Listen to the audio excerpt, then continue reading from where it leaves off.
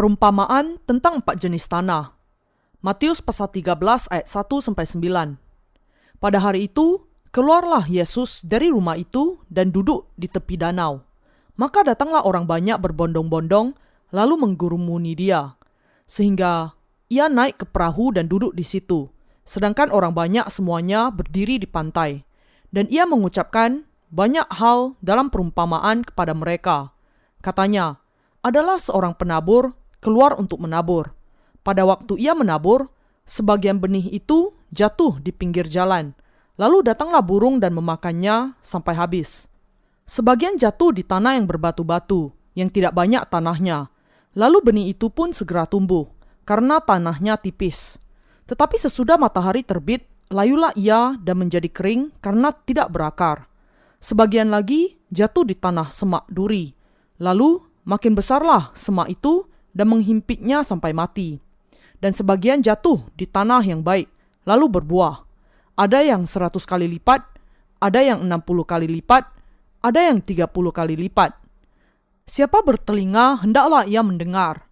Firman Allah hari ini berasal dari perumpamaan Yesus mengenai seorang penabur. Saya ingin menjelaskan bagian ini dengan memusatkan perhatian beritanya kepada orang-orang yang percaya kepada Injil air dan Roh. Ada satu seri perumpamaan di dalam Matius pasal 13.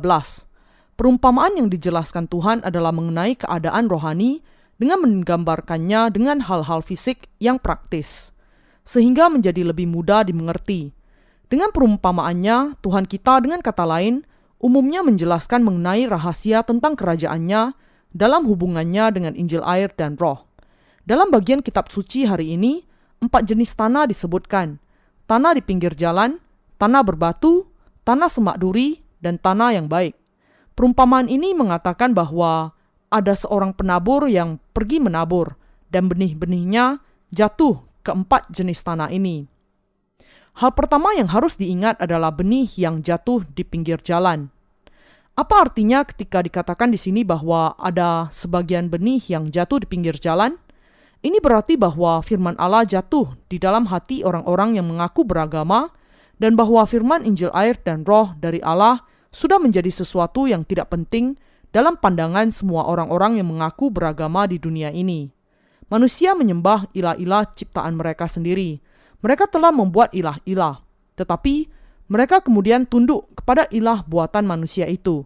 Tak terhitung banyaknya orang yang hidup di dunia ini menyembah penyembahan berhala yang sudah mereka buat sendiri. Kita menyebut ini sebagai hakikat yang aneh dari agama budaya manusia. Khususnya dalam budaya Timur kuno, panteisme adalah bentuk agama yang resmi.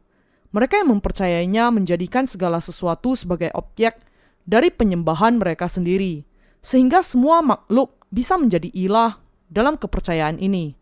Faktanya, fenomena yang demikian bisa ditemukan di hampir semua budaya primitif. Friedrich Nietzsche mengatakan bahwa akar dari agama adalah ketakutan akan kematian. Sejauh menyangkut wilayah agama, pandangannya nampak benar. Manusia sudah membuat semua yang mereka takuti menjadi ilah mereka. Apa saja yang besar, kuat, bersifat mistik, atau yang sudah ada dalam waktu yang sangat lama bisa dijadikan ilah oleh manusia yang fana. Dengan kata lain, mereka membuat segala sesuatu yang nampak hebat atau misterius kepada mereka menjadi objek penyembahan mereka. Kadangkala binatang atau tumbuhan tertentu diberi makna khusus, dan mereka seringkali dianggap layak untuk disembah. Jadi, bahkan sebuah batu besar bisa menjadi objek penyembahan seseorang. Begitu juga dengan pohon besar, matahari, samudera, atau segala hal yang lain yang diciptakan Allah. Ini adalah karena manusia diciptakan untuk menyembah Allah, pencipta mereka. Tetapi setelah kejatuhan Adam, mereka terpisah dari Allah dan kehilangan pengetahuan tentang bagaimana menyembah Dia dengan benar.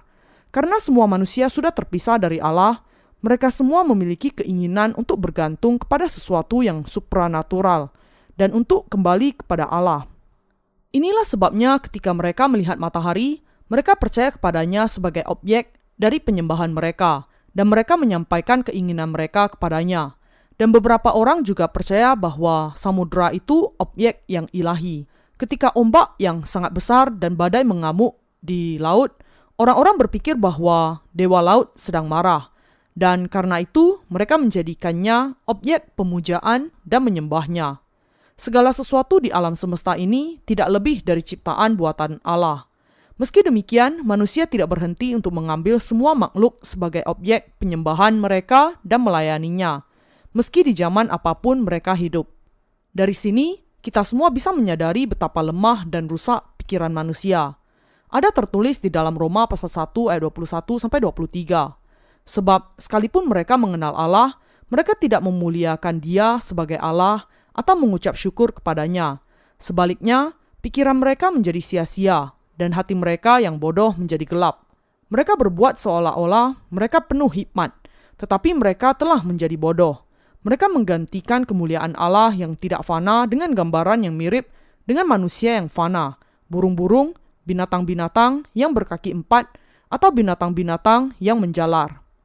Karena pikiran manusia begitu dibingungkan oleh agama, mereka tetap tidak mampu mengambil keuntungan apapun dari firman kebenaran yang ditaburkan Allah. Firman kehidupan yang jatuh di tepi jalan tidak memberikan keuntungan apapun bagi mereka.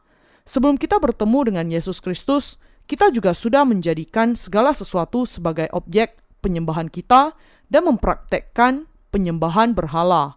Manusia bisa mengambil segala sesuatu sebagai objek penyembahan mereka dan menempatkan iman mereka kepadanya apapun itu, selama mereka berpikir bahwa hal itu akan membawa keuntungan bagi daging mereka. Adalah karena semua takhayul itu, manusia sudah terperosok ke dalam keyakinan agama mereka sendiri, di mana mereka menganggap segala sesuatu menjadi objek bagi penyembahan mereka. Bahkan di zaman ini ada bangsa-bangsa yang masih menganut takhayul agama demikian, dan salah satunya adalah Mongolia. Saya pernah mengadakan perjalanan misi ke negara itu. Dalam perjalanan ke sana, saya mengunjungi rumah seorang profesor, dan di sana saya melihat gambar Yesus yang disalibkan di satu sisi dinding rumahnya, dan di sisi lain saya melihat gambar Buddha yang sedang bermeditasi. Dengan kata lain, di rumah yang sama ada gambar Yesus dan gambar Buddha yang dipajang bersama-sama di dindingnya. Orang ini bukannya tidak berpendidikan, sebaliknya dia adalah seorang yang sangat pintar yang mengajar di sebuah universitas sebagai profesor. Meski demikian, dia percaya kepada kekristenan dan Buddha sekaligus. Bagian ini menggambarkan betapa dalamnya manusia zaman ini tenggelam ke dalam budaya penyembahan berhala. Benih yang jatuh di tanah berbatu. Melanjutkan perumpamaannya, Tuhan kita mengatakan bahwa sekelompok benih yang kedua jatuh ke tanah yang berbatu. Tuhan kita mengatakan, sebagian jatuh di tanah yang berbatu-batu yang tidak banyak tanahnya.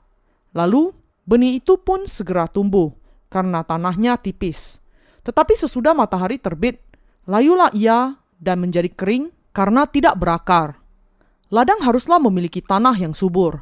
Benih yang jatuh di tanah berbatu-batu tidak bisa berakar dalam di tanah karena batu-batu itu, dan akhirnya akan menjadi layu dalam sekejap karena benihnya tidak bisa mendapatkan makanan di akarnya. Karena itu, yang disebut oleh Tuhan sebagai permasalahan di sini adalah tentang batunya. Batu di dalam ladang itu menjadi penghalang yang besar bagi bertumbuhnya benih itu. Orang-orang yang tidak mengetahui bahwa mereka adalah benih pelaku kejahatan akan berakhir demikian. Ketika benih kehidupan jatuh ke ladang hati kita harus menerima firman Allah, menerima kebenaran dari firman ini, dan dengan itu diselamatkan dari segala dosa kita. Namun, benih itu jatuh di tanah yang berbatu, yang berarti Injil, air, dan roh itu jatuh ke dalam hati mereka yang dipenuhi dengan pikiran kedagingan mereka sendiri. Bagian ini menjelaskan kepada kita bahwa yang membawa jiwa kita kepada kematian adalah pikiran duniawi kita yang menghambat firman Allah untuk menanamkan akarnya ke dalam hati kita. Karena itu, karena tidak ada tanah yang cukup dalam, semuanya akan segera layu.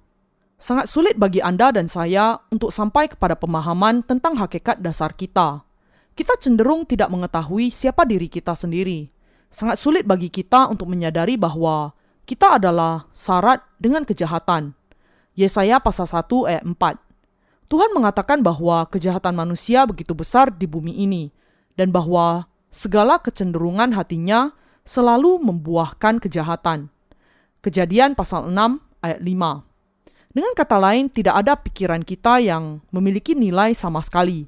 Benih yang jatuh ke tanah yang berbatu menunjukkan bahwa mereka yang tidak mau mengakui keberadaan diri mereka yang sebenarnya tidak bisa diselamatkan dari dosa-dosa mereka, karena mereka tidak bisa menerima benih itu secara mendalam di dalam hati mereka karena ketidaktahuan mereka akan diri mereka sendiri. Manusia memiliki kecenderungan untuk percaya dan bersandar kepada pikiran, pandangan mereka dibandingkan kepada firman Allah, dan bukannya menempatkan iman dasar mereka serta percaya kepada firman Allah. Mereka lebih memberi penekanan kepada pengalaman dan kehidupan keagamaan pribadi mereka, dan bukannya percaya kepada firman Injil air dan roh. Di hadapan Allah, bersandar kepada pemahaman sendiri berarti melakukan dosa melawan Dia. Kalau manusia menghendaki agar benih Injil air dan roh ditabur di ladang hati mereka, mereka harus secara jujur mengakui kejahatan dan keberdosaan mereka sendiri di hadapan firman dan menerima Injil air dan roh ke dalam hati mereka. Bahkan di antara kita, orang-orang yang dilahirkan kembali, ada orang-orang yang tidak menyangkali pikiran mereka sendiri dan kemudian melawan firman Allah. Kita harus mengakui kenyataan dari pikiran kita. Kita kemudian dapat memutuskan dan menyingkirkannya dari hati kita, serta menempatkan iman kita kepada firman Allah melebihi semuanya. Bagian ini juga mengingatkan kita tentang kondisi rohani kita pada saat pertama kali kita mendengar firman Injil air dan roh. Pada saat itu, kebanyakan kita memiliki hati yang berbatu. Kita tidak cukup mengerti betapa jahatnya kita, dan kita memiliki kebenaran dan standar kita sendiri. Tetapi, sekali kita mengakui keberdosaan kita dan mengakui iman kita kepada Injil air dan roh, kita secara bertahap bisa memahami betapa jahatnya kita. Namun, kondisi hati kita bisa menjadi tanah yang berbatu bahkan setelah Tuhan memberikan Injil air dan roh kepada kita, kalau kita tidak menghancurkan kebenaran hati kita. Sekarang, sebagai cara kehidupan Anda dan saya, kita harus sepenuhnya memahami keberdosaan kita dan menerima firman Injil air dan roh ke dalam hati kita dengan percaya di dalamnya. Namun, kalau kita tidak mengakui bahwa kita sebenarnya adalah keturunan para pelaku kejahatan, maka tidak ada gunanya Injil air dan roh itu datang kepada kita. Dengan kata lain, kita harus memahami bahwa kita hanyalah tumpukan dosa, dan bahwa kita adalah orang-orang berdosa yang pasti masuk neraka. Dan kita harus berpegang kepada Injil air dan roh dengan iman untuk bisa diselamatkan dari segala dosa kita. Kita perlu sekali lagi merenungkan keadaan hati kita ketika pertama kali kita percaya kepada firman Injil air dan roh. Sebagaimana yang saya katakan, banyak di antara kita yang tidak tahu dengan baik tentang betapa jahatnya kehidupan kita ketika pertama kali bertemu dengan Injil air dan roh. Di antara orang-orang yang percaya kepada Injil air dan roh, ada banyak orang yang menganggap diri mereka tidak berdosa dan baik hati.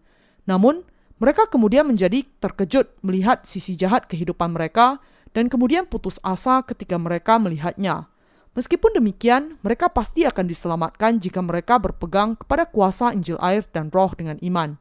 Tetapi karena mereka tidak memahami kejahatan mereka sendiri dan tidak sepenuhnya mengenal kuasa Injil air dan roh sejak awal, mereka tidak bisa menerima pengampunan dosa. Karena mereka berpikir bahwa kebenaran mereka sendiri lebih baik dibandingkan dengan kuasa Injil air dan roh yang diberikan oleh Tuhan, mereka tidak menyerahkan diri kepada kebenaran Injil ini. Mereka yang tidak mengenal kejahatan mereka sendiri menganggap diri lebih benar dari Tuhan, dan karena itu mereka tidak bisa mengikuti Dia. Inilah sebabnya mereka menjadi orang-orang Kristen nominal yang imannya tidak diterima Allah. Ketika seorang petani membajak ladangnya dalam-dalam, batu-batu yang ada di tanah itu akan keluar. Demikian juga, seorang pengkabar Injil harus terlebih dahulu membajak ladang hati manusia dalam-dalam dengan firman Allah untuk menolong mereka mengetahui betapa jahatnya mereka. Semua orang bisa mengakui diri mereka sebagai benih kejahatan hanya ketika dia diajar apa yang dikatakan Alkitab tentang hakikat dasarnya. Kalau pengkhotbah tidak bisa menolong orang-orang mengerti kejahatan mereka, tidak ada gunanya mereka memberitakan Injil air dan roh. Kalau demikian, mereka tidak bisa mengakui bahwa keselamatan dari Tuhan kita itu lebih berkuasa dibandingkan dengan kejahatan mereka sendiri. Inilah sebabnya mereka tidak bisa menemukan kejahatan mereka sendiri dan akhirnya iman mereka mati. Karena itu, seorang penabur harus terlebih dahulu membajak ladang hati itu secukupnya dan kemudian menaburkan benih Injil keselamatan ke dalam hati yang sudah dibajak itu. Paulus mengatakan, di mana dosa bertambah banyak, di sana kasih karunia menjadi berlimpah-limpah. Roma pasal 5 ayat 20. Apa artinya bagian ini? Artinya adalah bahwa orang akan bisa memahami kasih karunia Allah kalau dia bisa menyadari kejahatannya. Karena itu, kalau manusia memahami Injil ini tanpa mengerti kejahatannya atau mengakuinya, Injil yang benar ini akan menjadi tidak berarti di dalam hati mereka. Karena itu, kita semua harus mengakui bahwa kita tidak bisa menghindar dari melakukan dosa sejak kita lahir sampai kita mati. Bukankah demikian? Sejak saat kita lahir ke dunia ini, kita mewarisi dosa dan telah berdosa sejak saat itu. Namun meskipun demikian, karena Injil air dan roh, kita masih bisa mengatakan di hadapan Allah bahwa kita tidak memiliki dosa dengan iman. Ini karena kita sudah memahami terlebih dahulu akan keberdosaan kita. Dan bersama dengan kesadaran ini, kita juga mengerti bahwa Injil kuasa Tuhan kita jauh lebih besar dibandingkan dengan keberdosaan kita. Bahkan sekarang, mereka yang mengenal keberdosaan mereka bisa mengenakan pengampunan dosa yang diberikan oleh Allah dengan menempatkan iman mereka kepada kuasa Injil air dan roh. Dengan demikian, semua orang yang percaya kepada Yesus sebagai juru selamatnya harus terlebih dahulu mengakui bahwa keberadaan dirinya yang sesungguhnya adalah jahat, lemah, dan cemar. Dan kemudian, dia harus mengakui kuasa Injil kebenaran. Kita jangan sampai lupa bahwa dosa yang paling jahat adalah tidak mengakui kejahatannya di hadapan Allah, meninggikan kebenarannya sendiri, dan karena itu tidak mau percaya kepada kebenaran Injil keselamatan. Semua orang harus terlebih dahulu mengakui dirinya sebagai segumpal dosa dan benih kejahatan sejak saat dia percaya kepada Yesus. Sebelum kita pertama kali mendengar kebenaran pendamaian yang sudah memampukan kita untuk diampuni dari segala dosa kita harus mengakui kejahatan kita dan segala dosa kita. Tetapi karena kebanyakan orang tidak bisa melakukannya dan tidak menempatkan imannya kepada kasih dan keselamatan dari Allah, mereka tidak bisa mendapatkan keselamatan mereka. Dengan kata lain, semua orang yang tidak mengakui kepada Allah bahwa Dia adalah tumpukan dosa, pada akhirnya akan menolak keselamatannya, berpegang kepada kebaikannya, dan akhirnya tidak bisa percaya kepada kebenaran Tuhan kita dan mengikutinya. Kalau kita sungguh-sungguh mau memiliki iman kepada kebenaran Injil air dan roh, kita harus terlebih dahulu mengakui kepada Allah bahwa kita hanyalah segumpal dosa, dan menempatkan iman kita kepada Injil yang berkuasa, yang menyatakan bahwa segala dosa kita sudah dihapuskan melalui baptisan dan curahan darah Tuhan. Namun, ada banyak orang yang meskipun mengakui percaya kepada Injil air dan roh, kemudian menjadi kecewa ketika melihat keberdosaan mereka dibukakan setelah percaya kepada Yesus. Pada kenyataannya, kita harus menaikkan syukur kita setiap kali kita melihat kelemahan kita karena kuasa Injil yang sudah menghapuskan bahkan dosa-dosa demikian. Orang-orang yang tidak mengetahui bahwa segala kejahatan mereka sudah dihapuskan dengan Injil air dan roh yang diberikan Tuhan, tidak akan bisa bersyukur kepada Allah atas kebenarannya, dan bahkan semakin menjauh darinya. Ini berarti bahwa mereka tidak bisa dimerdekakan dari dosa-dosa mereka, karena mereka tidak mampu mengakui keberadaan mereka yang jahat dan tidak sungguh-sungguh percaya kepada kuasa firman Injil air dan roh. Inilah sebabnya beberapa orang mulai meragukan keselamatan mereka sendiri dan berpikir, tidak mungkin saya menjadi orang suci. Memang, saya percaya kepada Yesus, tetapi ini tidak berarti bahwa saya sudah diselamatkan dari segala dosa saya. Dibebani oleh beratnya dosa-dosa mereka sendiri, mereka akhirnya menyiksa diri mereka sendiri. Orang-orang yang demikian sebenarnya melakukan kejahatan di hadapan Allah dengan tidak percaya kepada Injil air dan roh.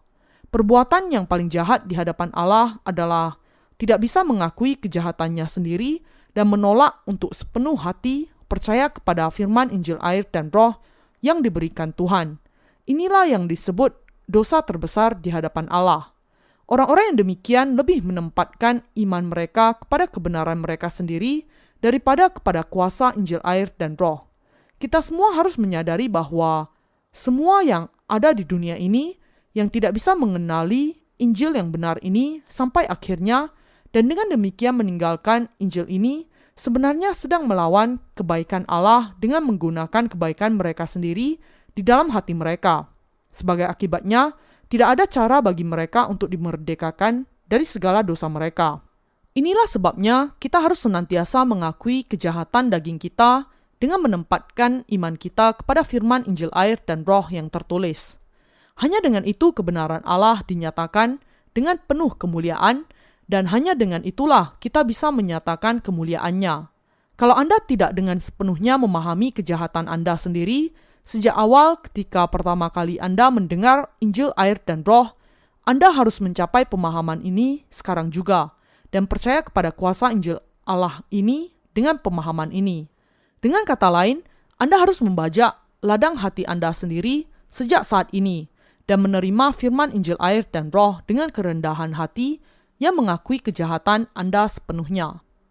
Untuk mengenal Injil air dan roh secara dangkal dan memahami kebenaran yang sesungguhnya secara teori saja, hanya dapat berarti bahwa Anda masih belum mengetahui diri Anda yang tersembunyi.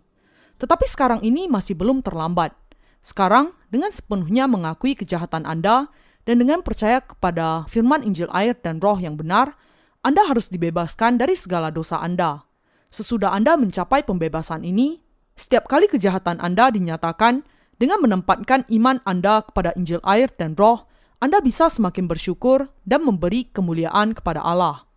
Setiap kali kita mengakui bahwa kita melakukan dosa, kita harus mengakui kejahatan kita di hadapan Allah dan mengucapkan syukur kepadanya dengan menegaskan Injil kebenaran itu di dalam hati kita. Sama seperti pengakuan Daud, kita juga perlu mengakui, sesungguhnya dalam kejahatan aku diperanakkan, dalam dosa aku dikandung ibuku. Terhadap engkau sajalah aku telah berdosa. Tetapi engkau sudah menghapuskan bahkan dosa ini dengan Injil air dan roh. Mengakui dosa-dosa kita seperti ini, kita harus datang kepada Allah dengan iman kepada Injil yang indah ini. Kalau kita percaya kepada kuasa Injil air dan roh, kita bisa memiliki iman yang secara sempurna menyelamatkan kita dari segala dosa kita. Kita harus senantiasa mengakui firman Injil air dan roh dari Allah itu di dalam kehidupan kita. Kita semua harus menyadari bahwa kehidupan yang demikian adalah kehidupan yang memuliakan Allah. Kita juga harus mengerti bahwa adalah ketika kita mengakui kelemahan kita dan menerima firman keselamatan Allah, ke dalam hati inilah kita bisa diselamatkan dari segala dosa kita. Bagaimanakah semua manusia diselamatkan dari segala kejahatannya?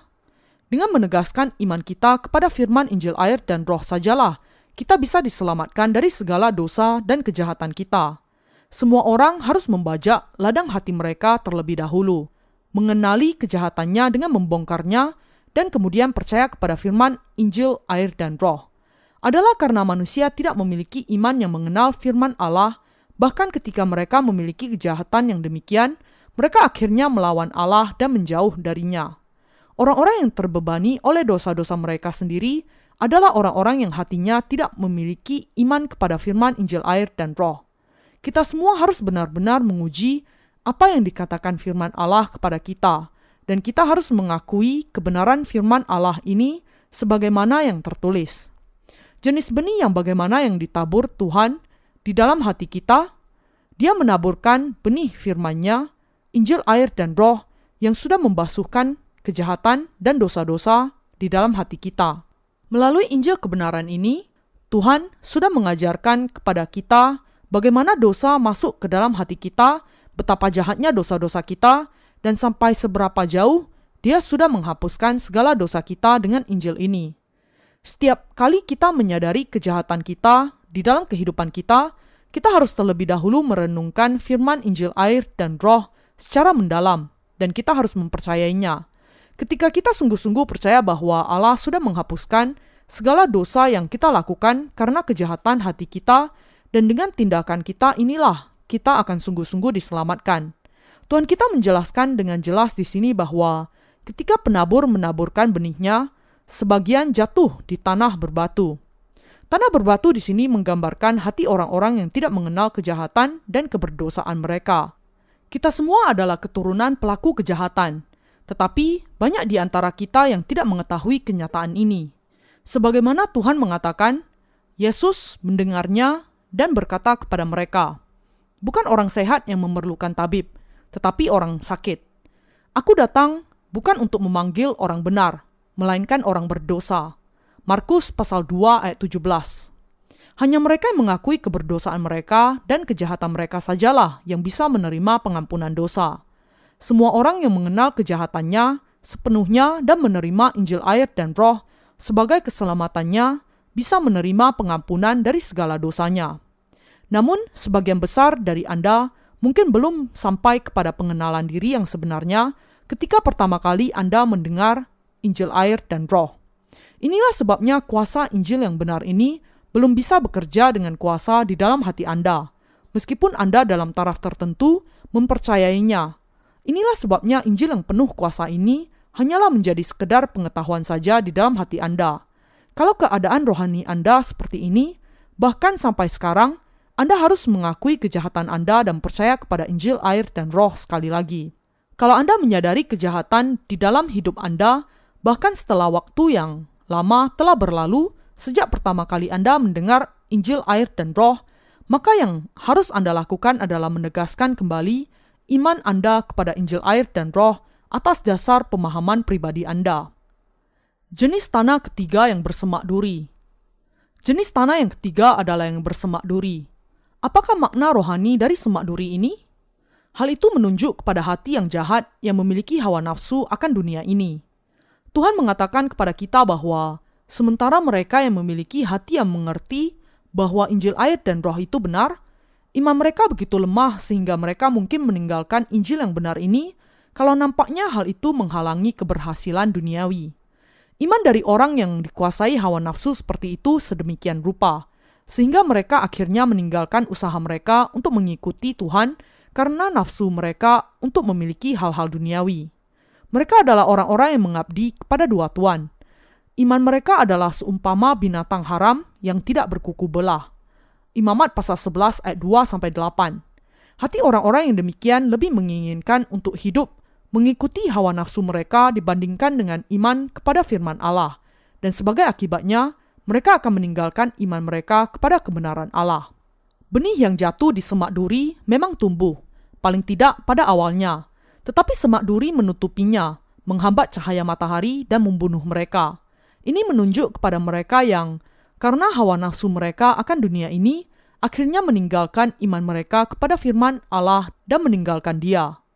Meskipun kita sudah menjadi orang-orang benar saat ini, bagaimana mungkin hati kita tidak mencintai dunia ini? Ini sangat mungkin bagi kita semua. Tetapi, kalau kita memiliki iman yang memampukan kita untuk dibaptiskan ke dalam Yesus Kristus, mati dengan Dia dan bangkit dengan Dia, dan hanya kalau kita memiliki iman yang demikian, kita bisa menyadari bahwa hawa nafsu kedagingan yang demikian akhirnya adalah sia-sia. Dan dengan iman ini, kita bisa berdiam dan hidup di dalam kebenaran yang sejati. Dengan kata lain, meskipun kita tidak bisa menghindar dari menjalani kehidupan daging kita, kita harus tetap menjalani kehidupan rohani kita. Namun, mereka yang tidak memiliki iman yang benar, yang memampukan mereka untuk mati dengan Yesus Kristus dan hidup dengan Dia, akhirnya akan mati terhimpit oleh beratnya beban hawa nafsu kedagingan mereka. Hati mereka yang mengasihi dunia ini dengan kata lain akan menghalangi kasih mereka kepada Tuhan dan akhirnya akan membuat jiwa mereka mati. Inilah sebabnya Anda harus memiliki iman yang memampukan Anda untuk mati dengan Yesus Kristus dan hidup dengan Dia. Dan Anda bisa memelihara iman Anda hanya ketika Anda berpegang kepada Injil air dan Roh dengan segenap hati. Akhirnya, tanah jenis ketiga dari 4 jenis tanah yang dikatakan Tuhan di sini menjelaskan tentang hati yang seperti tanah yang pasti akan gagal, karena mereka terikat sekali oleh kebenaran, pemikiran, dan hawa nafsu mereka sendiri. Tapi tetap saja, yang perlu kita sadari di sini adalah memahami bahwa masih ada jenis tanah yang lain yang bisa menghasilkan buah sampai 100 kali lipat, 60 kali lipat, 30 kali lipat. Jenis tanah yang keempat, tanah yang baik. Menurut Anda, ladang seperti apa yang merupakan ladang yang baik dalam pembacaan kitab suci hari ini? Yesus mengatakan bahwa ketika benih kehidupan jatuh di tanah yang baik, mereka menghasilkan panenan sampai 100 kali lipat, 60 kali lipat, dan 30 kali lipat. Apakah ini berarti bahwa apakah seseorang akan menjadi tanah yang baik atau tanah yang jahat itu ditentukan dari kelahirannya? Tidak, ini bukan berarti bahwa seseorang lahir sebagai tanah yang baik, sementara ada orang lain yang menjadi tanah yang berbatu atau tanah yang bersemak duri. Tanah yang baik yang dijelaskan Alkitab di sini menunjuk pada hati orang-orang yang memiliki iman kepada firman-Nya. Mereka tidak memiliki iman itu sejak lahir. Justru, mereka bisa memiliki iman yang kuat kepada Injil yang benar dengan mengakui bahwa mereka pada dasarnya adalah tanah yang di pinggir jalan, dan juga tanah yang berbatu serta tanah yang bersemak duri. Mereka kemudian bisa dibasuh hatinya dari semua kejahatan mereka dengan menempatkan iman mereka kepada Injil, air, dan Roh. Yang perlu kita sadari adalah bahwa semua orang dilahirkan ke dunia ini sebagai orang-orang berdosa dan mati sebagai orang-orang berdosa. Tentu saja, mungkin ada perbedaan yang tipis antara pola perilaku satu orang dengan orang yang lainnya. Tetapi kalau berbicara mengenai hakikat dasarnya, manusia pada dasarnya sama, yaitu bahwa semua orang tidak bisa menghindar untuk dilahirkan sebagai tanah yang di pinggir jalan, tanah yang berbatu, atau tanah yang bersemak duri. Karena itu, semua orang dilahirkan sebagai orang-orang berdosa, dan dalam keadaan demikian, semua orang haruslah dilahirkan kembali dari Injil, air, dan Roh. Merupakan sebuah keharusan bagi Anda untuk memahami bahwa hanya mereka yang percaya kepada Injil, air, dan Roh yang bisa menjadi tanah yang baik. Dengan kata lain, adalah ketika kita menempatkan iman kita kepada firman Injil, air, dan Roh sajalah, kita bisa menjadi tanah yang baik. Tanah yang baik adalah hati yang menghendaki untuk mengikuti Allah dengan percaya kepada firman-Nya. Tuhan sudah menghapuskan segala dosa kita sekaligus, dan kita sudah menjadi anak-anak Allah dengan percaya kepada kebenaran Injil, air, dan Roh. Namun beberapa orang di antara kita kadangkala meragukan keselamatan mereka, berpikir bahwa mereka belum diselamatkan dari segala dosa mereka. Mereka bisa mengakui iman mereka kepada Injil yang benar, gereja Allah, dan keberadaan mereka sebagai anak-anaknya. Tetapi sekali ombak memukul iman mereka yang lemah, mereka kemudian berpikir bahwa mereka bukanlah umat Allah sendiri dan bukan orang-orang benar. Di antara mereka yang telah datang ke gereja Allah, kalau seseorang berpikir demikian dan meragukan keselamatannya dari dosa, bahkan ketika dia mendengar firman Injil, air, dan Roh yang diberitakan oleh gereja Allah, maka ini hanya berarti bahwa dia masih memiliki masalah dengan imannya. Tidak berlebihan untuk mengatakan bahwa orang ini belumlah menjadi tanah yang baik, dan bahwa dia masih tergolong kepada tanah yang berbatu atau tanah yang bersemak duri. Ini karena dia tidak terlebih dahulu mengakui kejahatannya sebelum dia menempatkan imannya kepada kebenaran Injil, air, dan Roh. Keselamatan dari dosa-dosa seseorang tergantung pada apakah dia mengakui kejahatannya dan kemudian percaya kepada Injil, air, dan Roh. Pengampunan dosanya juga sangat tergantung pada hal itu. Tetapi kalau seseorang berpikir, aku tidak bisa mengatakan apa-apa tentang hal ini kepada orang lain, tetapi rasanya ada yang salah dengan keselamatan saya, maka ada kemungkinan bahwa orang ini masih menjadi tanah yang berbatu. Inilah sebabnya kita harus terlebih dahulu mengakui kejahatan kita sampai keseluruhannya. Apakah Anda tahu kapan kita bisa diselamatkan dari segala dosa kita? Adalah ketika kita mengakui kejahatan kita dan dengan segenap hati berpegang kepada firman Injil, air, dan Roh, kemudian kita bisa diselamatkan dari segala dosa kita. Ketika kita percaya kepada firman Allah dengan hati kita dan mengakuinya dengan bibir kita, kita kemudian menjadi orang-orang benar dan menerima keselamatan kita. Kalau seseorang percaya kepada firman Allah dengan segenap hatinya, dia akan mengakui segala kejahatannya dan berpegang kepada Injil, air, dan Roh, dan dia kemudian akan diselamatkan dari segala dosanya. Sebelumnya, kita hanya menjalani kehidupan keagamaan semata, dan karena itu, kita tidak memahami keadaan kita yang sebenarnya, bahwa kita adalah orang-orang jahat. Kita tidak menyadari bahwa kita semua menuju ke neraka sesuai dengan hukum Allah. Karena itu, kita harus terlebih dahulu mengakui tanpa kecuali akan hukum Allah ini yang mengatakan bahwa upah dosa adalah maut, dan menempatkan iman kita kepada Injil, air, dan Roh, dan diselamatkan dari segala dosa kita. Kita semua perlu mengakui kelemahan kita di hadapan Allah. Tuhan, saya sungguh-sungguh jahat dan sepenuhnya cemar. Sebelumnya, saya hanya menjalani kehidupan keagamaan saja, percaya bahwa segala sesuatu itu adalah ilah. Saya begitu dikuasai hawa nafsu duniawi, daging saya begitu jahat sehingga saya tidak bisa mengikuti Engkau, dan hati saya sungguh-sungguh penuh dengan tumpukan dosa yang tidak dinyatakan. Saya begitu jahat sehingga saya tidak bisa bertoleransi dengan keberdosaan saya sendiri. Namun meskipun demikian, Tuhan, Engkau datang ke bumi ini menjadi manusia untuk menyelamatkan saya dari segala dosa saya, dan untuk itu Engkau menanggung segala dosa manusia dengan dibaptiskan oleh Yohanes. Dan bukan hanya ini, tetapi Engkau juga membawa segala dosa dunia ke kayu salib, mati di sana dan bangkit kembali dari kematian. Dengan melakukan semuanya ini untuk saya, Engkau sudah menyelamatkan saya sampai selamanya dari segala dosa saya. Tuhan, meskipun saya begitu lemah di hadapan-Mu, saya tetap percaya bahwa Engkau sudah menyelamatkan saya dari segala dosa saya dengan Injil, air, dan Roh.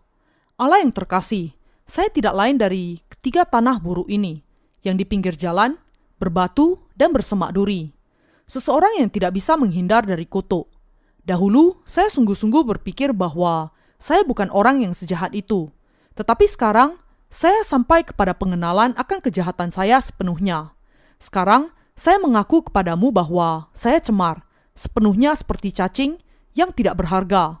Tetapi bahkan demikian, Tuhan, Engkau masih datang ke bumi untuk saya, menghapuskan segala dosa saya dan menjadikan saya sebagai anak Allah. Saya menempatkan semua iman saya kepada hal ini, dan menaikkan syukur kepadamu. Pastilah Engkau menyelamatkan saya dari segala dosa saya dengan Injil, air, dan Roh. Tuhan, saya percaya kepada keselamatan ini yang Engkau berikan kepada saya. Iman kita haruslah demikian. Inilah caranya kita bisa menjadi tanah yang baik. Tidak seorang pun yang dilahirkan sebagai tanah yang baik. Kita semua lahir sebagai tanah yang berbatu dan di pinggir jalan dan benih pelaku kejahatan. Tidak seorang pun di antara kita, tidak satu pun yang dilahirkan sebagai tanah yang baik.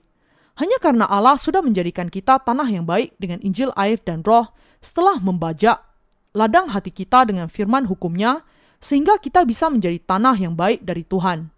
Tuhan kita mengatakan bahwa ketika Dia menaburkan benihnya, ada 4 jenis tanah yang berbeda. Tetapi Dia tidak mengatakan bahwa ada beberapa tanah yang pada dasarnya memang baik. Agar kita menjadi tanah yang baik di hadapan Allah, kita harus mengakui bahwa di dalam hati kita ada 3 unsur tanah yang buruk, dan kita harus menerima Injil, air, dan Roh di dalam hati kita. Setiap orang yang mengakui bahwa dia adalah tanah yang buruk, pada akhirnya akan menjadi tanah yang baik dan yang menghasilkan buah-buah keselamatan di hadapan Allah. Tanah yang baik demikian akan bisa menerima benih firman Allah seperti seorang anak yang mengatakan, Tuhan, Engkau mengatakan bahwa Engkau sudah menghapuskan segala dosa dengan baptisan? Terima kasih, Tuhan. Apakah Engkau memikul dosa-dosa dunia dan mati di atas kayu salib bagi saya? Terima kasih. Apakah Engkau bangkit dari kematian untuk saya? Terima kasih, Tuhan. Ketika Allah sendiri mengatakan kepada kita bahwa Dia sudah menyelamatkan kita, dengan cara demikian, semua yang harus kita lakukan hanyalah bersyukur kepadanya segenap waktu dan percaya kepada apa yang dikatakannya kepada kita. Demikianlah akhirnya kita bisa menjadi tanah yang baik. Bisakah Anda memahami hal ini sekarang? Ketika kita menjalani kehidupan keagamaan kita, ada saat-saat di mana kita menjadi tanah di sisi jalan, dan juga tanah berbatu dan bersemak duri. Tetapi dengan percaya kepada Injil, air, dan Roh, kita bisa diubahkan menjadi tanah yang baik. Ketika kita masih merupakan tanah di pinggir jalan, berbatu, dan bersemak duri, Allah menaburkan benih Injil, air, dan Roh di dalam hati kita. Dengan demikianlah pengampunan dosa masuk ke dalam hati kita. Ketika kita bertemu dengan Injil, air, dan Roh, kita bisa mengalami pengampunan dosa di dalam hati kita. Adalah sejak saat itu kita bisa dengan benar memahami dan mengerti firman Allah setiap kali kita mendengarnya. Suara keselamatan yang membasuhkan dosa-dosa kita dengan Injil, air, dan Roh datang untuk berdiam di dalam hati kita. Hati yang berbatu dan bersemak duri adalah seperti ini. Saya memiliki terlalu banyak hawa nafsu dunia ini untuk bisa menjalani kehidupan iman. Memiliki iman seperti ini berarti kita melawan Allah. Karena itu, kita justru harus membuat pengakuan iman yang demikian. Tuhan, meskipun aku begitu jahat, Engkau masih menyelamatkan aku dari segala kejahatanku. Firman Injil air dan roh yang Engkau berikan kepadaku, semuanya benar dan tepat. Sekarang, saya ciptaan baru, yang lama sudah berlalu, dan segala sesuatu sudah menjadi baru. 2 Korintus pasal 5 ayat 17. Meskipun saya memiliki kekurangan, semua berkat ini sudah diberikan kepada saya karena Engkau sudah menjadi juru selamat saya. Hanya ketika kita memiliki jenis iman yang demikian, kita bisa mengatakan bahwa kita sudah sepenuhnya diselamatkan dari segala dosa kita. Adalah orang-orang yang memiliki iman yang demikian, yang adalah orang-orang dengan ladang hati yang baik, yang percaya kepada firman Injil air dan roh. Hanya mereka yang sungguh-sungguh percaya kepada firman Injil air dan roh, dengan cara demikian yang bisa menjalani kehidupan mereka yang dikuduskan dari dunia ini, dan hanya mereka yang bisa mengalahkan kelemahan mereka dengan iman dan juga mengikuti Tuhan. Mengapa? Karena mereka mengakui diri mereka bahwa mereka sendiri memiliki banyak kelemahan. Dengan percaya bahwa Yesus sudah menyelamatkan mereka dari segala kejahatan mereka dengan Injil air dan roh, mereka sekarang sudah disempurnakan dengan iman ini. Sebelumnya, iman kita tidak berdiri di sisi Allah dan juga tidak di sisi dunia, tetapi di perbatasan. Namun ketika kita kemudian sampai kepada hakikat diri kita yang sebenarnya dan mengenali betapa berdosanya kita tidak bisa tidak bersyukur kepada Tuhan yang menyelamatkan kita dari segala dosa dunia melalui Injil air dan roh. Dan hati kita kemudian dibawa kepadanya. Bahkan ketika kita telah mengikuti hawa nafsu kita untuk dunia ini, ketika kita menyadari bahwa kita menuju kepada kebinasaan karena dosa-dosa kita kemudian percaya kepada firman Injil air dan roh, dan dengan itu diselamatkan dari segala dosa kita. Dan sekarang, kita memahami bahwa sangatlah benar bagi kita untuk bersatu dengan gereja Allah dan melayani Injil sepanjang kehidupan kita. Kita harus berbalik dari kehidupan keagamaan kita dan percaya kepada firman Injil air dan roh. Ketika hati Anda sudah seperti tanah di sisi jalan, Anda menjadi sadar akan Injil air dan roh. Dan karena Injil ini nampaknya baik, maka Anda mengatakan bahwa Anda percaya. Tetapi apa yang terjadi kemudian? Dengan berlalunya waktu, tidakkah burung-burung memakan benih-benih Injil yang sudah ditaburkan di dalam diri Anda? Bahkan meskipun kelihatannya Anda sepertinya memiliki pemahaman akan Injil air dan roh, Anda tidak memiliki iman kepadanya dan kepada Roh Kudus. Dengan kata lain, bahkan mereka yang tidak memiliki Roh Kudus sekalipun bisa menjadi orang-orang Kristen yang mengaku percaya kepada Yesus sebagai juru selamat mereka, setidaknya dari luarnya. Inilah sebabnya Tuhan menjelaskan perumpamaan ini kepada kita. Pada awalnya, kita adalah tanah di pinggir jalan, berbatu dan bersemak duri. Dan hanya setelah kita berubah menjadi tanah yang baik saja, kita bisa menghasilkan panenan sebanyak 30, 60, dan 100 kali lipat. Tanah yang baik adalah tanah yang menerima firman Allah setelah terlebih dahulu mengakui bahwa dia dahulu adalah ketiga jenis tanah yang buruk itu. Adalah ketika kita mengakui bahwa demikianlah keadaan hati kita dan percaya bahwa Allah sudah dengan sempurna menyelamatkan orang-orang seperti kita dengan Injil air dan roh, sehingga ladang hati kita bisa menjadi ladang yang baik. Hanya ladang yang baik itulah yang menjadi milik Allah dan menghasilkan panenan rohani bagi dia sebanyak 100 kali, 60 kali, dan 30 kali lipat. Kalau Anda percaya kepada Injil air dan roh ketika Anda masih tetap berada dalam keadaan hati seperti tanah di pinggir jalan, Anda akan berbalik kembali kepada iman keagamaan sekarang. Ini karena Anda tidak memiliki firman Allah, firman air dan roh di dalam hati Anda. Apa kemudian yang harus Anda lakukan? Anda harus mendengar firman Injil air dan roh sekali lagi, dan harus mengakui kepada Allah bahwa Anda sudah menjadi pendosa besar. Kalau ada di antara kita yang menerima Injil yang benar ini sebelum dia menanggalkan keagamaannya yang lama, dia harus percaya kepada Injil air dan roh sekali lagi. Dia harus terlebih dahulu menyadari bahwa iman keagamaan yang dia miliki selama ini adalah salah. Sebagai contoh, agama Buddha mengajarkan pengikutnya untuk melakukan perbuatan yang baik, dan ini nampaknya masuk akal. Di sisi lain, agama Konghucu nampaknya sangat cocok untuk membereskan masalah hubungan antara manusia. Jadi beberapa di antara Anda mungkin percaya kepada salah satunya. Tetapi, sebagaimana yang dikatakan Allah bahwa Hal ini bukanlah keselamatan Anda. Anda harus sampai kepada pemahaman bahwa Anda harus percaya kepada Yesus untuk diselamatkan dari segala dosa Anda. Kalau Anda meninggalkan keagamaan Anda yang lama dan mulai percaya kepada Yesus, maka Anda menjadi salah satu orang yang hatinya diubahkan dari tanah pinggir jalan ke tanah yang berbatu. Kalau hati Anda sudah menjadi tanah berbatu, Anda harus membajaknya dengan hukum Taurat Allah untuk menjadikannya tanah yang baik. Dengan hukum Taurat, Allah menyatakan segala dosa manusia dengan jelas.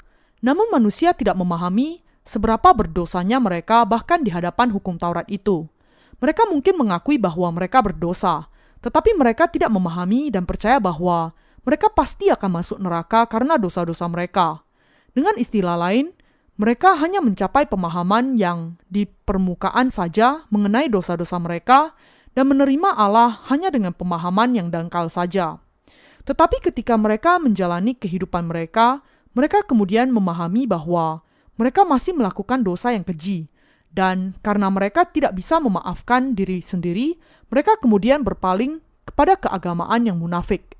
Orang-orang dengan beragama demikian mungkin mengatakan dengan bibirnya, "Aku seseorang yang percaya kepada Injil air dan roh dengan hati, dan aku mau mengikuti Tuhan, dan aku memang mengikuti Dia." Tetapi bagaimana kenyataannya? Adalah karena hati mereka tidak sungguh-sungguh mengenal firman Allah, sehingga mereka mengatakan bahwa mereka percaya tetapi berhenti sampai di situ saja. Tetapi pada akhirnya mereka semua terungkap sebagai para agamawan yang munafik saja. Adalah karena hati mereka sungguh-sungguh menolak tuntunan firman Allah dan melawannya, sehingga mereka akhirnya menjadi orang-orang yang sekedar beragama saja. Orang-orang yang sekedar beragama demikian berpura-pura percaya kepada Tuhan dan mengikuti Dia dari luarnya saja. Tetapi karena hati mereka tidak sungguh-sungguh setuju dengan firman-Nya, mereka tidak bisa mengikuti Dia dengan iman. Adalah karena manusia gagal untuk percaya kepada firman Injil air dan roh dengan hati mereka, sehingga mereka tidak diampuni dari segala dosa mereka dan binasa. Rekan seiman yang terkasih, ketika Anda menjalani kehidupan iman Anda, ada waktu di mana hati Anda menjadi keras. Apakah keadaan hati Anda, entah karena apa, menjadi seperti tanah berbatu atau tanah bersemak duri? Anda juga bukan tanah yang di tepi jalan, bukan? Tanah di tepi jalan lebih buruk dibandingkan dengan tanah berbatu. Tanah berbatu paling tidak menerima firman Allah. Namun, benih itu bahkan tertanam pun tidak di tanah tepi jalan dan langsung dimakan oleh burung. Kalau hati Anda masih tanah di tepi jalan, Anda harus bertobat dan percaya kepada Injil air dan roh. Paling tidak, tanah berbatu memiliki sedikit humus, dan karena itu benih bisa ditabur. Di tanah berbatu, karena ada tanah di antara bebatuan itu, ketika benih jatuh di sana, hujan datang dan matahari bersinar. Benih itu akan tumbuh. Ini berarti bahwa tanah yang berbatu itu paling tidak masih percaya. Ini berarti bahwa beberapa orang Kristen sudah percaya kepada Injil air dan roh, meskipun mereka tidak mengenali kejahatan mereka sendiri. Dengan istilah lain, karena hati mereka tidak bisa mengakui kenyataan bahwa mereka jahat, Injil air dan roh tidak tertanam secara mendalam di dalam hati mereka. Tanah berbatu melambangkan keadaan hati orang-orang yang tidak bisa menerima kenyataan bahwa hati mereka itu adalah tumpukan dosa. Sebagai akibatnya mereka tidak bisa taat kepada firman Allah dan tuntunannya, dan akhirnya akan meninggalkan Allah. Namun meski demikian, mereka memiliki pikiran jahat dan bertanya, "Siapa yang berani menghukum kami karena tidak menjadi umat Allah? Kami juga percaya kepada Injil air dan roh." Namun mereka masih belum diselamatkan. Rekan seiman yang terkasih, Anda harus mengakui kekejian Anda sendiri kepada Allah sesegera mungkin. Anda harus dengan jelas mengakui kepadanya bahwa Anda adalah benih pelaku kejahatan yang najis. Hanya dengan demikian Injil air dan roh akan sungguh-sungguh tertanam ke dalam hati Anda dalam-dalam. Di tanah bersemak duri juga, Injil air dan roh tertanam dan tunas kehidupan mulai muncul. Tetapi semak duri menutupi benih kehidupan itu, menghalangi matahari, dan akhirnya benih itu layu. Ini menjelaskan kepada kita bahwa kalau kita memiliki terlalu banyak hawa nafsu untuk dunia ini, kita tidak bisa bersekutu dengan gereja Allah, atau dengan saudara dan saudari, serta para hamba Allah. Hawa nafsu mereka untuk dunia ini keinginan mereka sendiri, menutupi jiwa mereka dan akhirnya membunuh iman yang baru bertunas itu. Ketika orang-orang yang demikian akhirnya mati secara rohani, mereka bertanya, "Saya tidak tahu mengapa iman saya layu ketika saya percaya kepada Injil air dan roh." Kalau hati Anda mulai meragukan keselamatan Anda harus mengalahkan semua keraguan itu dengan menegaskan dan berpegang kepada firman Injil air dan roh. Mereka yang sungguh-sungguh diselamatkan dari segala dosa adalah orang-orang beriman yang percaya bahwa Tuhan menanggung segala dosa mereka dengan dibaptiskan oleh Yohanes Pembaptis. Iman yang demikian bisa dilengkapi dengan pengakuan iman kita yang mengatakan, "Engkau adalah Mesias, Anak Allah yang hidup." Matius pasal 16 ayat 16. Ketika Rasul Petrus mengakui hal ini, yang dimaksudkannya adalah, "Tuhan, meskipun saya adalah tumpukan dosa yang keji, saya yakin bahwa Engkau sudah menyelamatkan saya dari dosa saya dengan Injil air dan roh. Sejak saat ini, Engkau adalah Tuhan saya. Engkau adalah Allah yang sudah menciptakan saya, Juru Selamat yang sudah menyelamatkan saya dari dosa, dan Allah saya." Orang-orang yang sudah diselamatkan dari segala dosa secara sempurna dan dengan sepenuh hati mengakui kejahatan mereka sendiri dan kebaikan Injil air dan roh. Saat mengakui kejahatan diri mereka sendiri, mereka percaya bahwa Allah sudah menyelamatkan semua manusia seperti mereka dari dosa-dosa mereka dan memberikan kehidupan yang baru. Ketika kita mengakui bahwa Tuhan sudah sungguh-sungguh menyelamatkan kita dari dosa-dosa kita dengan menanggung segala dosa melalui baptisannya dan dengan memikul semua dosa-dosa kita ke atas kayu salib, kita menerima pengampunan dosa dengan iman. Adalah ketika kita memahami bahwa Tuhan sudah menjadi juru selamat sejati bagi orang-orang seperti kita dan menyelamatkan kita dari dosa, kita bisa menerima Tuhan ini sebagai Tuhan kita sendiri dan menjadi satu dengan Dia. Sebagaimana Tuhan kita sudah memberikan Injil air dan roh kepada kita, kita sudah menjadi satu dengan Tuhan. Meskipun daging kita lemah, Tuhan masih membebaskan kita dari segala dosa kita. Iman ini memampukan kita melayani Dia, mengikuti Dia, hidup dengan Dia, dan mati dengan Dia. Di dalam Lukas pasal 15 ditulis 3 perumpamaan, yaitu tentang domba yang hilang, dirham yang hilang, dan anak yang hilang. Yang menjadi inti perumpamaan itu adalah bahwa kita sudah kehilangan Tuhan kita. Tetapi Anda dan saya sekarang menemukan Tuhan kita setelah kehilangan Dia. Lebih lagi, Tuhan ini adalah Tuhan yang baik. Dia adalah Tuhan yang sudah menciptakan kita, yang datang kepada kita ketika kita jatuh ke dalam dosa karena tipu daya iblis dan menjadi makhluk yang tidak berguna. Dan dengan membasuhkan segala dosa kita dengan dirinya sendiri, memberikan keselamatan kepada kita, memeluk kita di tangannya, dan memberkati kita untuk hidup dengan Dia sampai selamanya. Tuhan yang demikianlah yang sudah Anda dan saya temukan.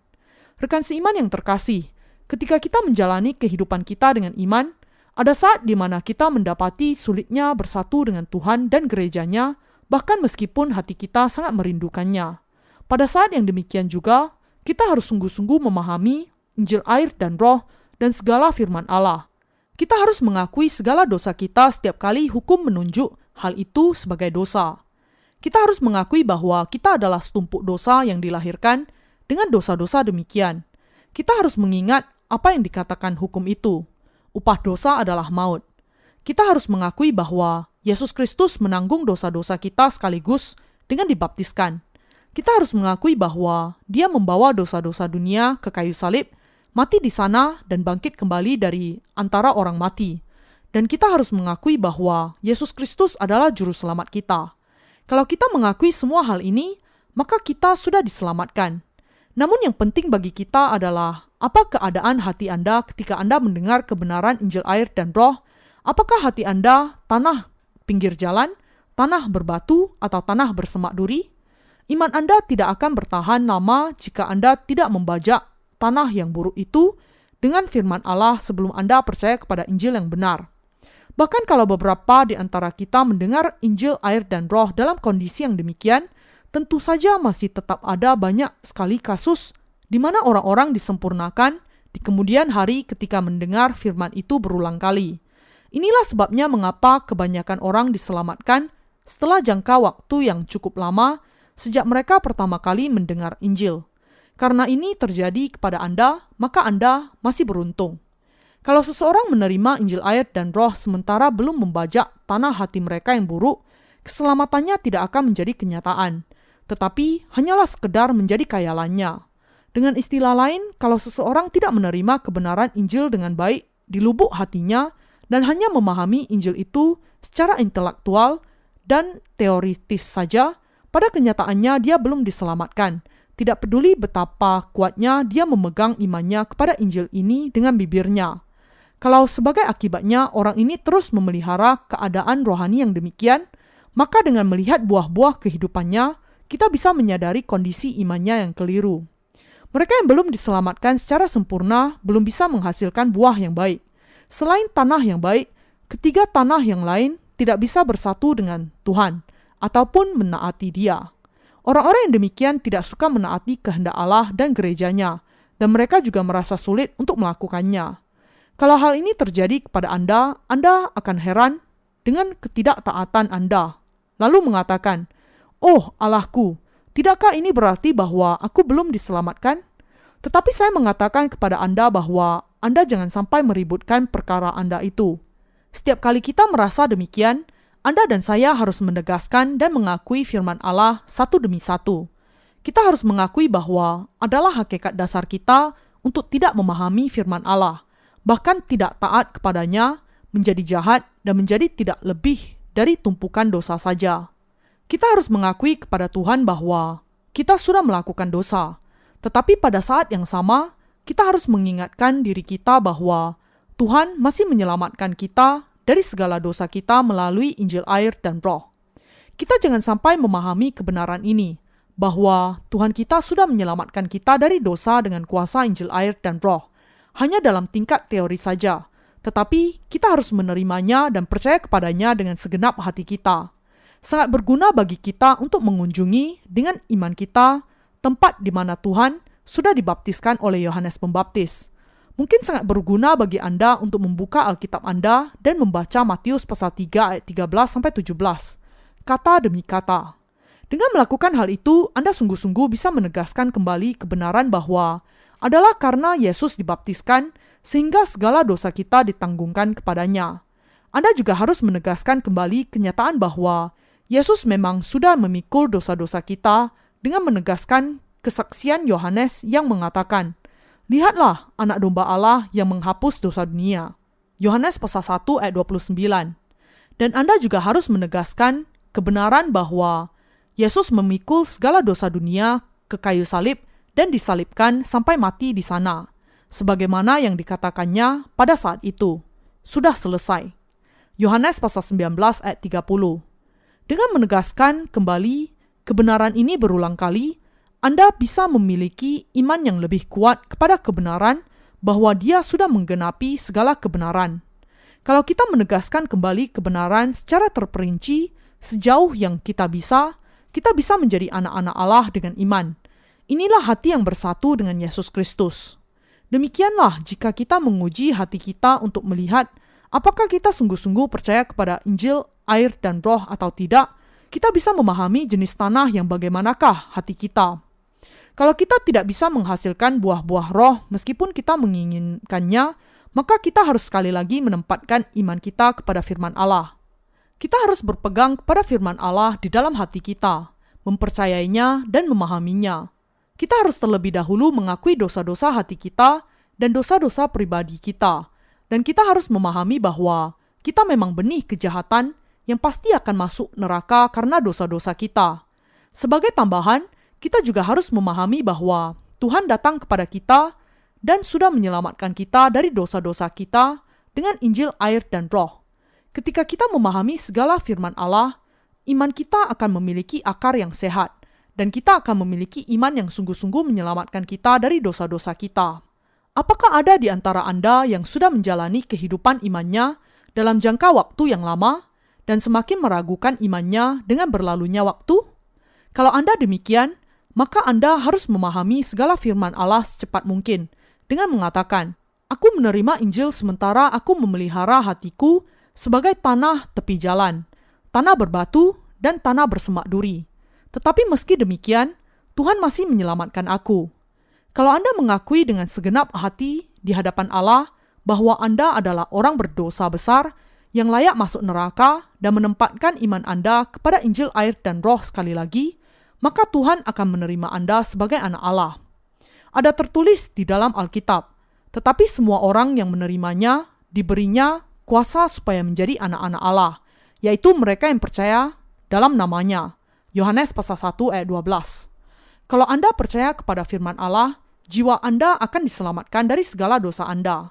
Bahkan jika Anda memiliki kekurangan dalam tindakan Anda, kalau Anda mengakui kekurangan Anda itu dan percaya kepada firman Injil air dan roh, Allah akan memberikan kepada Anda kemampuan untuk menjalani kehidupan iman Anda.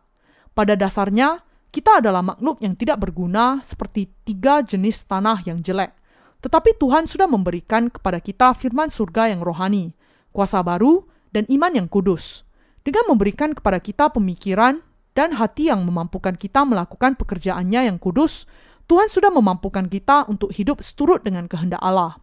Setiap kali kita mendengar firman Allah, Dia memberikan kepada kita iman untuk menaatinya.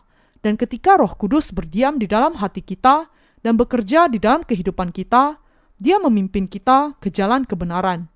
Inilah caranya Allah memberkati dan bekerja di dalam kehidupan kita. Rekan seiman yang terkasih, siapakah penabur kita? Tuhan.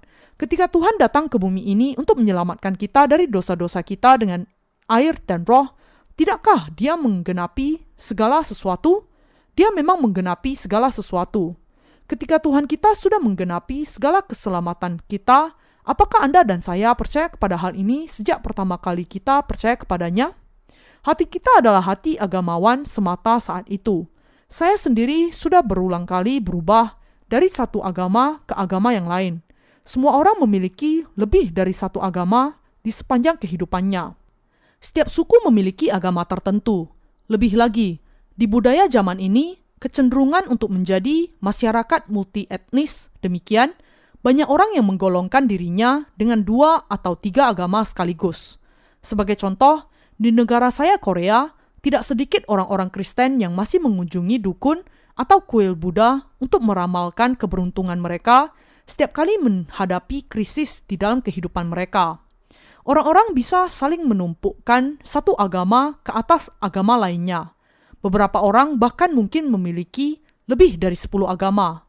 Anda dan saya harus mengakui bahwa meskipun kita dulu seperti orang-orang ini, Tuhan masih tetap menyelamatkan kita dengan Injil air dan roh. Namun sayangnya ada orang-orang yang mengaku diri sebagai orang yang percaya, meskipun mereka lebih memilih beberapa agama sekuler di dalam hati mereka. Dengan kata lain, ada beberapa jenis orang yang berpikir bahwa mereka percaya kepada Allah, walaupun tidak ada firman Allah di dalam mereka. Karena mereka tidak berpegang kepada firman ini dan percaya di dalamnya dengan hati mereka. Ini tragedi yang buruk, adalah karena mereka berusaha untuk mengikuti Tuhan, bahkan ketika mereka masih tetap seperti ini, sehingga mereka mendapati hal itu sangat sulit dicapai. Namun sebenarnya semua orang melalui proses ini, sampai dia sepenuhnya diselamatkan dengan Injil air dan roh. Adalah karena tanah yang baik juga mengaku diri sebagai tanah pinggir jalan, tanah berbatu, dan tanah bersemak duri, sehingga ketika penabur itu datang dan menaburkan benihnya, mereka menerima benih, dan karena itu, dan oleh karena firman Allah, sehingga mereka menjadi tanah yang baik dan anak-anak Allah. Kecuali kalau kita mengakui kejahatan kita dan menerima benih itu, maka hal itu sama sekali tidak ada gunanya. Tidak peduli bagaimanapun baiknya suatu tanah, kalau tidak ada benih, tidak ada pekerjaan kehidupan. Kita semua harus mengakui sesering mungkin, aku sudah jahat demikian, tetapi Tuhan sudah menyelamatkan saya dari segala dosa saya. Pada saat ini, semua orang yang mengakui hakikat jahatnya sebagaimana adanya dan menerima benih kehidupan ke dalam hatinya bisa menjadi tanah yang baik dan anak Allah. Tidak peduli bagaimanapun baiknya tanah hati kita, kalau kita tidak menerima benih kehidupan, semua iman kita sia-sia. Kita harus menerima firman Allah sebagai kebenaran. Kita juga harus menerima firman hukum mengenai hukuman atas dosa dan akan kebenaran Allah juga. Kalau kita kemudian menerima ke dalam hati kita Injil air dan roh yang diberikan Tuhan kepada kita, kita akan menjadi tidak memiliki dosa di hadapannya. Adalah dengan iman, kita bisa menjadi anak-anak Allah, umat kerajaannya dan pekerja kebenarannya yang menghasilkan buah-buah kebenaran. Sebelum saya mengenal Injil air dan roh ini, saya terus menjalankan kehidupan keagamaan saja. Bahkan setelah saya dilahirkan kembali dengan percaya kepada Injil air dan roh, saya khawatir tentang masa depan saya dan identitas keagamaan saya, yaitu apakah saya harus meninggalkan kekristenan duniawi atau tidak.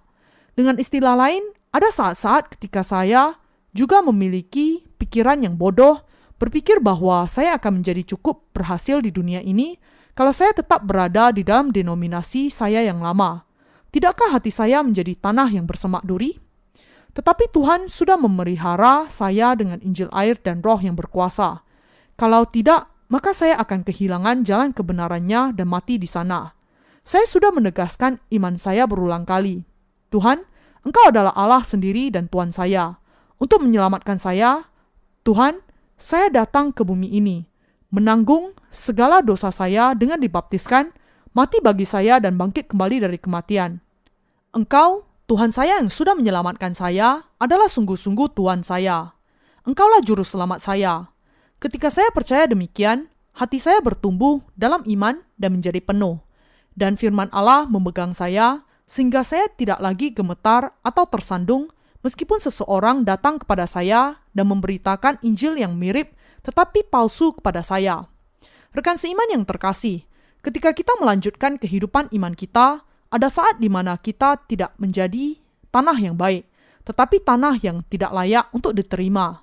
Bahwa kita masih disebut anak-anak Allah, meskipun dalam keadaan demikian adalah karena firman Allah sudah diberikan kepada kita. Adalah karena kita menerima Injil firman Allah dan juga firman-Nya tentang dosa-dosa kita dan tentang hukum.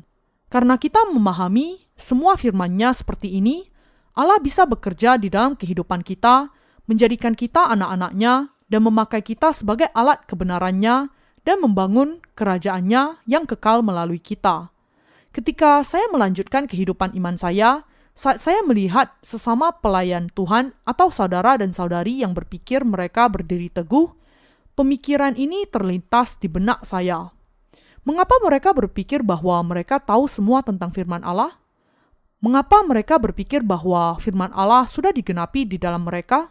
Saya tidak bisa memahami mengapa mereka berpikir demikian, ketika mereka belum tahu banyak bahkan tentang diri mereka sendiri. Mengenai kasus saya sendiri, saya melihat banyak kekurangan yang masih belum bisa saya akui dari lubuk hati saya yang terdalam. Tentu saja, mereka masih diselamatkan sekaligus dengan percaya kepada Injil yang benar ini. Semuanya itu jelas, tetapi masih saja, mengapa mereka tidak tahu bahwa butuh waktu bagi mereka untuk sungguh-sungguh menghasilkan buah rohani yang berlimpah dengan iman? Agar hati kita melahirkan hidup baru sebagai buah-buah, kita harus bertumbuh, menghasilkan buah, dan buah-buah itu harus matang. Kita harus menjadi demikian. Tetapi untuk beberapa alasan, banyak saudara yang percaya yang berpikir bahwa mereka semua sudah dewasa, dan karena itu menjalani kehidupan iman mereka hanya dalam tataran teori saja. Saya merasa hancur hati ketika menyaksikannya. Rekan seiman yang terkasih, keselamatan Anda diperoleh sekaligus ketika Anda mendengar dan percaya kepada Injil air dan roh. Tetapi memelihara iman itu tidak diperoleh sekaligus. Inilah sebabnya saya mulai menuliskan buku-buku perawatan, yaitu Seri Pertumbuhan Iman. Segera setelah saya menyelesaikan penulisan 10 judul dari seri Injil dari saya. Saya baru saja selesai menuliskan volume kedua mengenai kemah suci, dan saya mengatakan kepada diri saya sendiri, akhirnya saya meletakkan pondasi yang paling dasar akan firman Injil air dan roh, meskipun masih belum cukup. Saya mendorong Anda, orang-orang kudus yang baru dilahirkan kembali, bahwa Anda harus merendahkan diri Anda dan mendapatkan pertumbuhan yang terus dengan firman Allah sehingga Anda tidak akan binasa sejalan dengan berlalunya waktu. Namun, ada orang-orang yang berani mengatakan bahwa firman Allah sudah digenapi secara sempurna di dalam mereka. Mereka bahkan berani mengatakan bahwa mereka tidak memiliki kelemahan apapun di depan orang lain. Mungkinkah demikian? Sama sekali tidak. Sesudah menerima pengampunan dosa, kita sebenarnya menjadi lebih malu di hadapan orang lain. Kita berpikir bahwa kita tidak boleh melakukan tindakan yang memalukan demikian. Tetapi karena kita hanyalah manusia belaka, kita akhirnya melakukan banyak tindakan yang memalukan. Sebelum kita dilahirkan kembali, kita tidak tahu betapa jahatnya dan lemahnya kita. Tetapi sekarang, setelah keadaan diri kita dinyatakan, kita menyadari betapa jahatnya diri kita. Dan karena itu, kita menjadi semakin bertambah malu. Kita berharap bahwa diri kita yang sebenarnya tidak dinyatakan, tetapi semua yang kita alami adalah kepedihan dan kekilafan saja. Bukankah demikian? Memang demikian. Ketika kami berkumpul bersama dengan rekan-rekan pendeta sesekali, kami sering menyanyikan lagu bersama dan kemudian bermain sepak bola untuk melepaskan diri dari ketegangan yang kami alami. Ketika kami melakukannya, kami begitu gembira sehingga sering tidak bisa mengendalikan diri. Kadangkala kami bahkan berdebat dengan satu sama lain karena hal-hal kecil saat kami bermain sepak bola. Kita juga memiliki sisi kedagingan di dalam diri kita. Selain dari keberdosaan kita, kegagalan kita untuk sungguh-sungguh memahami firman Allah, pengejaran kita akan dunia, dan semua yang lain. Meski demikian, melalui Injil air dan roh, Tuhan kita menanggung dosa-dosa kita, dihukum untuk mereka, bangkit kembali dari kematian, dan dengan itu telah menyelamatkan kita. Dengan menyatukan hati kita dengan Injil kebenaran, kita sudah diselamatkan oleh iman.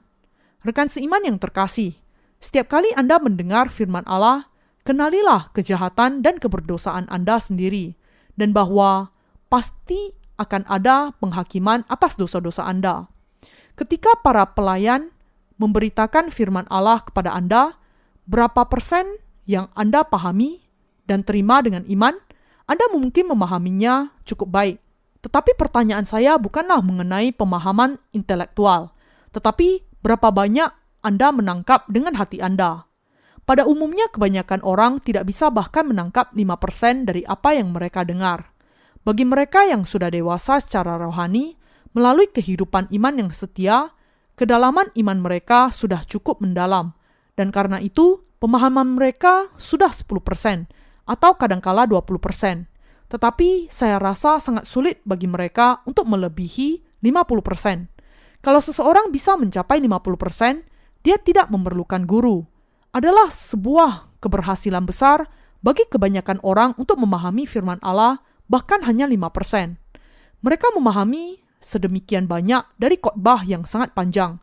Kalau khotbahnya singkat, mereka bisa menangkap kurang dari 1% atau bahkan hanya 0,00001%. Kalau khotbahnya panjang, mereka mungkin ada kesulitan untuk berkonsentrasi, tetapi mereka masih mendengar firman, dan mereka masih bisa mengakui diri mereka sendiri, meskipun hanya dalam jumlah yang sangat sedikit. Ketika jumlah yang sedikit-sedikit itu dikumpulkan, semuanya akan berubah menjadi buah, dan dari sana akan muncul pekerjaan hidup di dalam hati orang-orang kudus. Inilah sebabnya, jangan sampai Anda melewatkan ibadah gereja dan mengapa kita harus berkumpul di dalam persekutuan satu dengan yang lain. Jangan berpikir, saya tidak mau bersekutu dengan orang-orang rendahan itu. Saya berbeda dengan mereka. Adalah orang-orang biasa yang justru memiliki kualitas kemanusiaan yang baik. Kalau kita menyendiri, kita tidak akan bisa memahami diri kita yang sebenarnya. Tetapi, kalau kita bersama-sama, lebih mudah bagi kita untuk menemukan diri kita sendiri. Dan karena itu, merupakan sukacita besar untuk mendengar kesaksian di dalam persekutuan kita. Melalui perumpamaan tentang penabur itu, Tuhan kita menjelaskan bahwa Dia sudah menyelamatkan orang-orang yang jahat seperti kita dari dosa kita. Bisakah Anda memahaminya sekarang? Daripada membanggakan diri dalam keyakinan yang berlebihan, lebih baik kita menguji diri kita. Jangan jatuh ke dalam kesombongan. Ambillah ini sebagai kesempatan untuk menguji diri Anda sendiri. Kalau saya mengatakan kepada Anda perlu mendengar Injil ini secara terperinci sekali lagi, kemudian beberapa di antara Anda mungkin akan tersinggung dan mengatakan, "Dia pikir saya ini siapa? Saya sudah menjalani kehidupan iman saya selama 10 tahun, tapi dia masih meremehkan saya." Kalau Anda berpikir demikian, hati Anda masih tanah yang buruk. Ketika pengkhotbah Injil mengabarkan Injil, dia terlebih dahulu mengajarkan mengenai kejahatan dan kekejian hati manusia menurut Alkitab. Jadi, Anda bisa melihat diri Anda secara lebih baik ketika Anda mendengar kebenaran Injil. Agar jiwa Anda mendapat manfaat, Anda perlu melihat diri Anda yang sebenarnya sepenuh mungkin, dan Anda perlu mendengar Injil air dan Roh sesering mungkin. Apakah harga diri Anda sering terluka ketika Anda berada di dalam gereja Allah? Apakah Anda berpikir bahwa Anda adalah orang yang tinggi dan Anda merasa tersiksa ketika kebanggaan Anda terluka? Kalau demikian, hati Anda belum menjadi tanah yang baik, dan Anda harus membajak hati Anda lebih dalam untuk bisa menerima keadaan diri Anda yang sebenarnya. Ketika saya berkhotbah adalah ketika saya berbicara mengenai Injil air dan Roh, saya merasa sangat bersemangat dan paling melelahkan. Lebih mudah bagi saya untuk berkhotbah tentang pokok yang lain di dalam Alkitab dibandingkan dengan memberitakan Injil. Saya bisa melakukannya dengan berpura-pura rohani dan bersuara lembut. Tetapi ketika saya memberitakan Injil air dan Roh, saya harus menyatakan juga segala kekurangan saya. Kalau saya mengatakan bahwa hanya Anda yang jahat, sulit bagi Anda untuk menerimanya. Tetapi kalau saya mengatakan bahwa saya juga jahat, lebih mudah bagi Anda untuk menerima pengajaran saya. Inilah sebabnya para pelayan sedang membukakan diri dengan terperinci ketika mereka memberitakan Injil air dan Roh. Beberapa orang mungkin mengatakan, "Pendeta, saya sangat menghargai kalau Anda tidak melakukan ini." Tetapi ada tujuannya saya menjelaskan demikian. Bahkan jika tidak ada tujuannya, memang itulah diri saya yang sebenarnya. Allah yang menaburkan benih itu benar. Dan kalau Dia menabur, maka kita harus menerima benihnya. Kalau firman Allah mengatakan, inilah keadaan dirimu, maka yang harus kita lakukan hanyalah mengakuinya dan menerimanya. Tuhan mengatakan, sebab itu siapa yang menyangka bahwa ia teguh berdiri, hati-hatilah supaya ia jangan jatuh. 1 Korintus pasal 10 ayat 12. Ada banyak orang yang sudah diselamatkan dari segala dosa secara sempurna, tetapi pada saat yang sama, ada juga banyak orang yang tidak memahami kekurangannya di dalam gereja. Mereka heran setiap kali kekurangan mereka dinyatakan, dan berusaha untuk membela diri atas kesalahan itu. Kalau Anda seperti ini, jangan berusaha untuk menyembunyikan kekurangan Anda di depan gereja Allah, dan jangan menganggap semuanya itu hanyalah sekedar kesalahan yang tidak perlu dilakukan. Setiap kali kelemahan Anda dinyatakan, Anda harus percaya bahwa Allah mengizinkan semuanya agar Anda bisa memahami kebaikan firman-Nya. Dia bisa menyempurnakan Anda sesaat ketika Anda dilahirkan kembali, tetapi Dia membiarkan Anda dengan kelemahan Anda agar Anda bisa memahami firman Allah melalui pengalaman nyata Anda. Karena kalau tidak demikian, maka Anda tidak akan bisa memahaminya dengan baik. Mungkin saya nampak saleh dan rohani ketika memberitakan firman Allah, tetapi ketika saya turun dari mimbar, saya sama seperti Anda. Dalam beberapa hal, saya lebih buruk dibandingkan dengan Anda. Baru-baru ini saya tidak cukup kuat.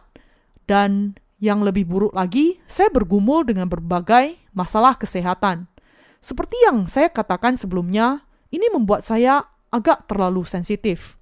Tetapi sebenarnya, ketidaksabaran saya itu adalah karena temperamen saya sendiri dan tidak sepenuhnya karena keadaan saya. Rekan seiman yang terkasih, milikilah iman kepada firman Allah, akuilah diri Anda, dan ketika benih firman Allah jatuh ke dalam hati Anda, pahamilah itu dan terimalah. Meskipun kita sudah diselamatkan dari segala dosa kita, masih banyak bagian firman Allah yang perlu kita pahami. Ini berlaku untuk kita semua, untuk saya, untuk Anda, untuk para ibu kita, dan para siswa yang masih muda juga. Bukankah masih banyak di antara kita yang perlu mengakui kelemahan kita? Memang demikian, meskipun kita begitu lemah, Tuhan masih menyelamatkan kita dengan Injil air dan Roh. Karena itu, yang harus kita lakukan adalah memahami diri kita yang sebenarnya, yaitu kelemahan kita dan menegaskan kembali Injil kebenaran setiap hari. Saya bersyukur kepada Tuhan kita. Dia mengatakan bahwa benih yang jatuh di tanah yang baik akan menghasilkan panenan 100 kali lipat, 60 kali lipat, dan 30 kali lipat. Dia mengatakan bahwa barang siapa bertelinga, hendaklah dia mendengar.